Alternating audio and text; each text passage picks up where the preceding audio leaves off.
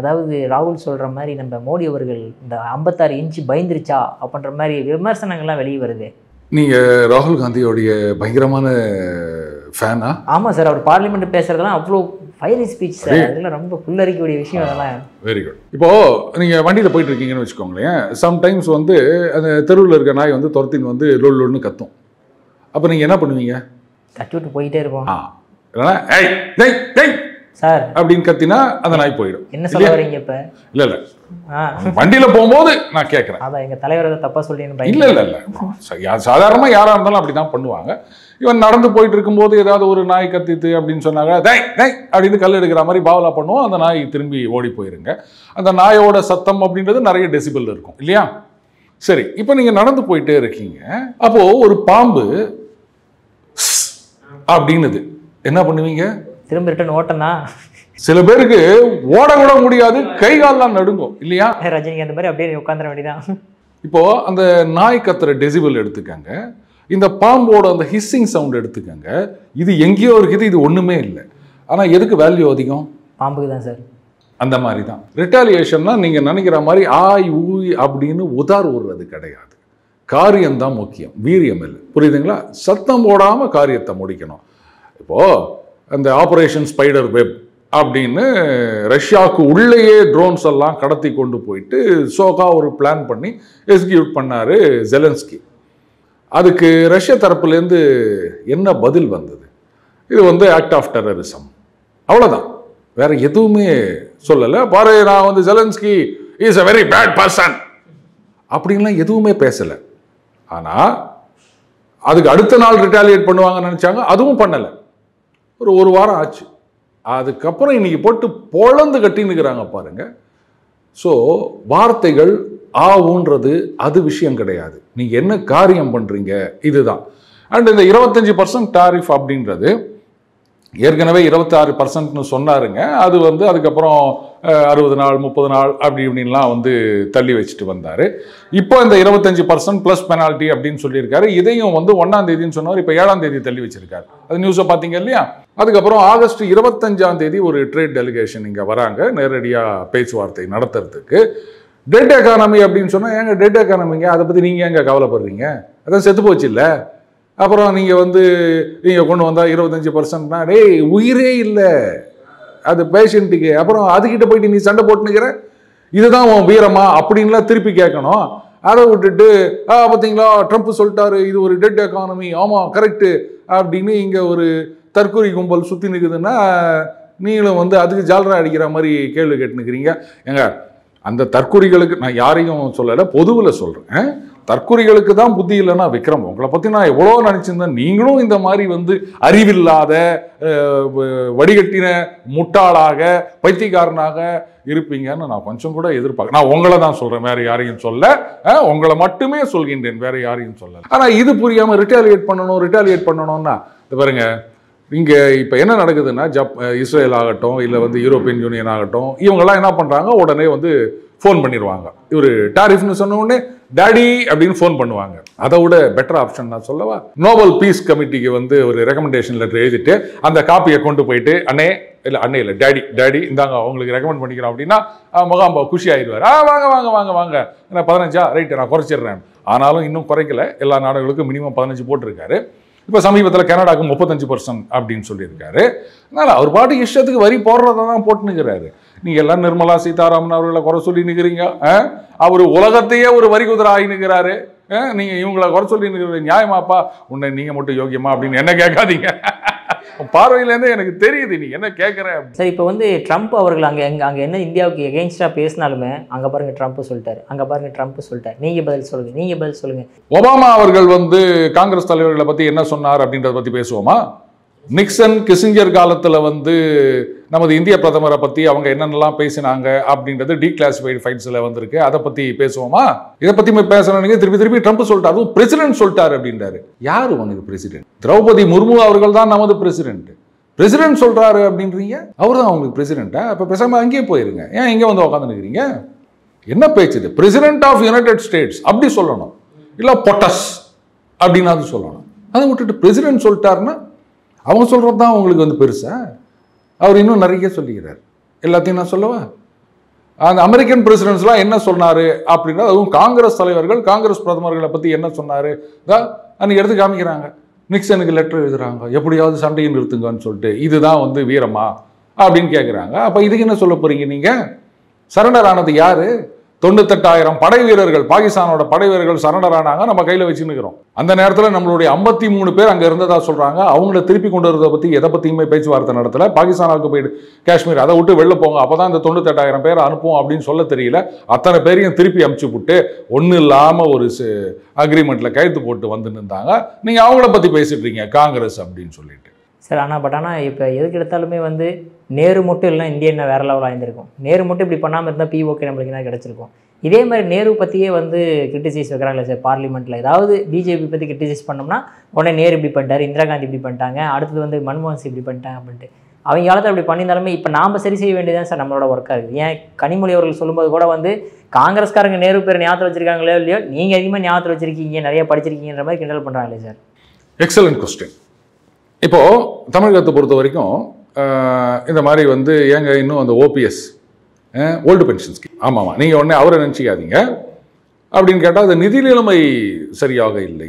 உடனே என்ன பண்ணுவாங்க, எந்த ஆட்சி வந்தாலும் முந்தின ஆட்சி வந்து கஜானாவை காலியாக வைத்து விட்டது அப்படின்னு சொல்லுவாங்க. தமிழகத்தில் வந்து 67க்கு பிறகு பார்த்தீங்கன்னா நடுவில் சில காலம் கவர்னர் ஆட்சி தவிர மீதி எல்லாமே வந்து திமுக அதிமுக இந்த 2 கட்சிகள் தான் மாறி மாறி ஆட்சி நடத்தி வருகின்றன. இவங்க அவங்கள சொல்லுவாங்க, அவங்க எங்களை சொல்லுவாங்க, திருப்பி இதையே சொல்லி நிற்கிறாங்களே தவிர என்ன பண்ணீங்க நீங்கள்? அடுத்தது மறுபடியும் வேறு வழியில் கிரிக்கெட்டுக்கு தான் வந்தானோம். முதல்ல இறங்கின 4 பேட்ஸ்மேன் சொதப்பிட்டு ரொம்ப சீப்பாக அவுட் ஆகிட்டு போயிட்டு டெய்லண்டர்ஸ் வந்து நீங்கள் இது பண்ணணும் அப்படின்னு சொன்னால் இட் வில் டேக் டைம். ஒத்துக்கிறீங்களா? ஆர் ஈவன் நீங்கள் டெய்லண்டர்ஸை விடுங்க, அந்த ஃபஸ்ட்டு 2 பேட்ஸ்மேனில் ஒருத்தர் அவுட் ஆகிட்டாரு, முதல்ல இறங்கினவர் மட்டும் தாக்கு பிடிச்சிட்டு இருக்காரு, வரவங்கெல்லாம் அவுட் ஆகிட்டு இருக்காங்க, ஸ்கோர் அதிகமாக இருக்குது அப்படின்னும் போது கடைசியில் தோனி மாதிரியே வந்து இறங்கினாலும் டஃப் ஜாப். அதை ஒத்துக்கிறீங்களா? இப்போது இந்த இந்தியாவுக்கும் பாகிஸ்தானுக்குமான அந்த சிந்து நதி ஒப்பந்தம் படித்து பார்த்தீங்கன்னா பைத்தியக்காரத்தனமாக இருக்கும். பழக்கமாக அந்த அணைகள் அப்படின்னும் போது பீரியாடிக்கலாக தூர் வாரணுங்க. ஏன்னா தண்ணி வந்து அந்த அணையில் அப்படி நிற்குது இல்லையா, அப்போ அந்த மண்ணோடு சேர்ந்து நிற்கும். அந்த டீசில்ட்டிங்னு சொல்லுவாங்க. அதை பண்ணால் மட்டும்தான் வந்து அந்த அணையோடைய முழு கொள்ளளவை நம்ம இது பண்ண முடியும். அந்த அக்ரிமெண்ட்ல டீசில்ட்டிங் அந்த தூர் வாரணும்னா பாகிஸ்தானோட பர்மிஷன் இல்லாமல் நம்ம தூர் வாரக்கூடாது அப்படின்னு ஒரு ப்ரொவிஷன் இருக்குதுங்க. பாகிஸ்தான்காரன் பார்த்தான், அவன் என்ன பண்ணிட்டான், நீங்கள் தண்ணி தேக்கி வச்சா தானே பிரச்சனை, நீங்கள் தேக்க முடியாமல் இருந்தால் என்ன பண்ணுறதுன்னு சொல்லிட்டு டீசில்ட்டிங்க்கு அவன் பர்மிஷனே கொடுக்க மாட்டான். ஸோ என்ன ஆகிப்போச்சு, அங்கே சேருதான் மண்டி கிடக்குது. அப்போது அங்கே மேலே கொஞ்சோண்டு தான் வந்து தண்ணி சேர்த்து வைக்க முடியும், மீதி தண்ணியெல்லாம் வந்து பாகிஸ்தானுக்கு போயிடும். அவன் ஜாலியாக என்ஜாய் பண்ணிட்டு இருந்தான். இந்த மாதிரி ஒரு அக்ரிமெண்ட் போட்டு இத்தனை நாளாக நம்ம நாட்டை வந்து இப்போ தானே நம்ம அதை வந்து நிறுத்தி வச்சுருக்கோம். அப்போ இத்தனை வருஷமாக நம்மளை ஏமாளி ஆக்கினதுக்கு காரணம் யார்? நேரு. சரியா? அடுத்தது என்னது, having no defence is also something, ஏதோ ஒன்று சொன்னார், எக்ஸாக்ட் வேர்ட்ஸ் எனக்கு மறந்து போச்சு.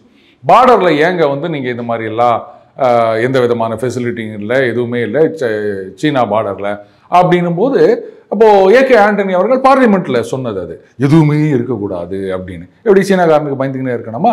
அப்போது சுதந்திரம் அடைஞ்சதுலேருந்து எத்தனை வருஷம் வந்து ஒன்றுமே பண்ணாமல் இருந்திருக்காங்க. எல்லாத்தையும் வந்து 5 வருஷம் 10 வருஷ காலத்தில் பண்ண முடியுமானா பண்ணிட்டு இருக்காங்க. ஆனால் 50-60 வருஷம் பேக்லாக வந்து நீங்கள் 2 வருஷத்தில் 10 வருஷத்தில் முடிச்சிடணும் அப்படின்னா ஏற்கனவே வந்து ஏராளமான தேவைகள் இருக்கின்றன. ஏராளமான செக்டாருக்கு நம்ம ஃபண்ட் அலோகேட் பண்ணணும், அது போக டிஃபென்ஸுக்கு பண்ணணும். ஒரேடியாக நம்ம டிஃபென்ஸுக்கு வந்து பட்ஜெட்டை ஏற்றவும் முடியாது. ஸோ இருக்கிற கன்ஸ்ட்ரெயின்ஸுக்குள்ளே நம்ம வந்து பார்டரில் ரோட்ஸை கொண்டு வரணும், ஏர் ஸ்ட்ரிப் கொண்டு வரணும், அங்கே ட்ரூப்ஸை மூவ் பண்ணணும். இவ்வளோலாம் பண்ணிட்டு இருக்கோம் அப்படின்னா நீங்கள் வந்து என்ன திருப்பி நேருவியை சொல்லி நிற்கிறீங்கன்னா எல்லாமே அவர் பண்ணதுனால தாங்க நாடு இந்த முன்னேற்றம் அடையாமல் இருந்தது இத்தனை வருஷமா. அண்டு இவ்வளோ மக்கள் தொகை இருக்க நாட்டில் வந்து கொஞ்சம் நேரம் எடுக்கத்தான் செய்யுங்க. இது என்ன நூடுல்ஸ்ன்னு நினச்சிங்களா 2 நிமிஷத்தில் போட்டு கொடுக்கறதுக்கு? வடை பாயசத்தோட சோறு வேணும்னா கொஞ்சம் வெயிட் பண்ணி தான் ஆகணும். அதனால் நேருவை சொன்னாங்கன்னா ஆமாங்க, பண்ண தப்பெல்லாம் சொல்லி காமிக்க தான் செய்வாங்க. நீங்கள் வந்து இவ்வளோ தூரம் முன்னேற்றத்தை கொண்டு வந்திருக்கோம், அதையே உங்களுக்கால பொறுக்க முடியல, நீங்கள் இது மாதிரி பேசுகிறீங்க அப்படின்னா நாங்கள் அதை சொல்ல தான் செய்வோம். சொன்னது உண்மையா பொய்யா அதை மட்டும் கேளுங்க. திருப்பி அவரை சொல்கிறீங்கன்னா எல்லாத்தையும் டிஸ்மேண்டில் பண்ணி சரி பண்ணிட்டு இருக்கங்க.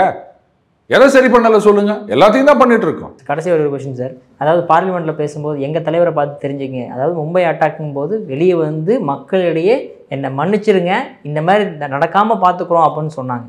ஆனால் இங்கே பகல்காம் நடந்ததில் வந்து இவங்க எதுவுமே பண்ணவே கிடையாது, எதுவுமே சொல்லவே கிடையாது, எல்லாம் காத்திருந்து ஆப்ரேஷன் சிந்தூர்னு ஒன்று நடத்தினாங்க. அதுலேயுமே நிறையா கொஸ்டின்ஸை ரைஸ் பண்ணிகிட்டே இருக்காங்களே சார். ஸோ மோடி அவர்கள் வெளியே வந்து மன்னிப்பு கேட்காத ஒரு பிரச்சனையாது. அதாவது மும்பை தாக்குதலுக்கு அப்புறம் மன்னிப்பு கேட்டார்னு சொல்றீங்க, இது ஒரு ட்ரெண்ட் ஆயிடுச்சுன்னு நினைக்கிறேன். சாரி சொல்லிட்டா முடிச்சு போச்சா? எனக்கு தேவை சாரி இல்லை. இன்னைக்கு கூட ஒருத்தர் சொல்லியிருக்காரு, நிதி வேண்டாம் நீதி வேண்டும்னு கேட்டிருக்கு. அப்போ ஒருத்தன் தாக்குதல் நடத்துறான் அப்படின்னு சொன்னா அவனை வந்து பின்னி படல் எடுக்கணுமா, இல்லை இங்க வந்து சாரி சொல்லிட்டு இருக்கணுமா? எது தைரியம், எது உண்மையான அரசு? இனிமே இந்த மாதிரி நடத்தினியானா இதை விட அதிகமாக கொடுப்போம் அப்படின்னு சரியான பாடம் கற்றுக் கொடுத்துருக்கோம் இல்லையா? இது ஃபர்ஸ்ட் டைம் கிடையாது. இதுக்கு முன்னாடி சர்ஜிக்கல் ஸ்ட்ரைக்கு அப்படி இப்படின்னு நிறைய பண்ணியிருக்கோம். ஒவ்வொரு தடவையும் அது கொஞ்சம் அதிகரித்து கொண்டே போகின்றது. புரியுதுங்களா? நம்மளுடைய அடி அப்படின்றது முதல்ல வந்து அப்படியே காது திருகுவோம், அப்புறம் வந்து தலையில் குட்டுவோம், அதுக்கப்புறம் புலேர்னு ஒரு அறை விடுவோம், அதுக்கப்புறம் கையை முறுக்கி முதுகில் ஒரு கும்பாங்குத்து கொடுப்போம். இந்த மாதிரி ஸ்டெப் பை ஸ்டெப்பாக நம்ம போயிட்டு இருக்கோம். இதுதான் வந்து ஒரு அரசாங்கத்திடமிருந்து மக்கள் எதிர்பார்ப்பதே தவிர என்ன இருந்துச்சுன்னா உடனே சாரி, என்ன பைத்தியக்காரத்தனமா இருக்குது. ஆனால் சார் ஒவ்வொரு அட்டாக் நடக்கும்போது வந்து இதுக்கு மேலே நடக்காமல் பார்த்துக்கிறோன்னு சொல்லி ஒவ்வொரு அட்டாக் நடந்து தான் சார் இருக்குது. உரி அட்டாக் ஆகட்டும், ஒவ்வொரு அட்டாக்காக இப்போ பார்த்தா பகல்காம் அட்டாக்கு இதுவுமே நடக்காதுன்ற மாதிரி தான் பார்லிமெண்ட்டில் பேசுகிறாங்க. பட் ஆனால் மறுபடியும் அட்டாக் நடக்க தானே செய்ய போகுது. உலகத்தில் எந்த நாட்டாலும் தீவிரவாதத்தை முழுமையாக தடுக்க முடியாது, அன்லஸ் அண்ட் அன்டில் பாகிஸ்தானை நீங்கள் முழுமையாக கண்ட்ரோலில் கொண்டு வர வரைக்கும். அதை புரிஞ்சுக்கணும். என்ன பல தீவிரவாத செயல்களில் பாகிஸ்தான் பின்னணியில் இருக்கின்றது அப்படின்றது உலகத்துக்கே தெரியும்.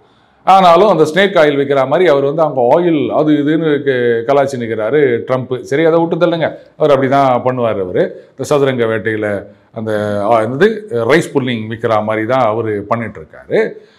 இந்த விஷயங்கள் அதுலேயும் அந்த பஹல்காம் இதில் பொறுத்த வரைக்கும் லோக்கல் சப்போர்ட் இருக்கு. அந்த ஆங்கிள்லையும் என்ஐஏ விசாரணை நடத்தி நடவடிக்கைகளை எடுத்துகிட்டு வராங்க இல்லையா? அப்போது அவங்கள நீங்கள் யாரும் கேட்க மாட்டீங்களா? ஒருவேளை உள்நாட்டில் யாராவது சப்போர்ட் பண்ணியிருந்தாங்கன்னா ஏங்க இது மாதிரி பண்ணுறீங்க, பண்ணியிருந்தாங்கன்னா அப்படி டிஸ்க்ளைமரோடு சொல்கிறேன் நான், அதெல்லாம் கேட்க மாட்டீங்களா நீங்கள்? உள்ளூர் சப்போர்ட் இல்லாமல் அந்த மாதிரி நடந்திருக்குமா அப்படின்னு கேட்டால் என்ன பண்ணுவீங்க? தீவிரவாத தாக்குதல் அப்படின்றதே வந்து 100% அப்படின்னு யாரும் சொல்ல முடியாது. அப்படி பண்ணணும்னா அதுக்கு ரஷ்யா மாதிரி ஆர் போலந்து மாதிரி அந்த மாதிரி சில நாடுகளில் வந்து அது இல்லவே இல்லைன்ற மாதிரி பண்ணியிருக்காங்க. ஒரு காரணம் என்னன்னா, சுற்றி இருக்க நாடுகள் பாகிஸ்தான் மாதிரி கிடையாது. அந்த ஒரு அட்வான்டேஜ் அவங்களுக்கு இருக்குது. அதனால இனிமே நடக்காதா அப்படின்னா சரி, இங்கே வந்து இந்த சமூக நீதி கண்காணிப்பு குழு தலைவராக வேற ஒருத்தர் போட்டாங்க. என்னத்தை கண்காணிச்சுன்னுக்கிறாங்க? இந்த மாதிரி இந்த போலீஸ் புரூட்டாலிட்டி இனிமேல் நடக்காதுன்னு சொல்ல முடியுமா? இதுக்கு அண்ணன் ஆராசா அவர்கள் ரொம்ப அழகாக சொன்னார். அது நடக்கத்தாங்க செய்யும். என்னங்க இதில் வெளிநாட்டு சதி ஒன்றும் கிடையாது, உள்ளுக்குள்ள லா அண்ட் ஆர்டர் மேட்டர் தானே. அதுக்கே என்ன சொன்னார் அண்ணன் ஆராசா? அப்புறம் இதை போய் நீங்கள் கேள்வி கேட்டுனுக்கிறீங்க. அங்கே யாராவது திருப்பி கேட்டுருக்கணும், இந்த மாதிரி உங்கள் எம்பி சொல்லியிருக்காரு, இதுக்கு நீங்கள் என்ன சொல்கிறீங்க அப்படின்னு கேட்டுருந்தாங்க. இதுக்கு தான் தமிழ் கற்றுக்கணுன்றது. நீங்கள் எங்களை ஹிந்தி கற்றுக்க சொல்லாதீங்க, தமிழ் கற்றுக்குன்னு இவங்க என்ன பேசுகிறாங்கன்றத நீங்கள் கீனாக வாட்ச் பண்ணாலே போதும், இவங்களுக்கெல்லாம் சரியாக நம்ம பதில் கொடுக்கலாம்.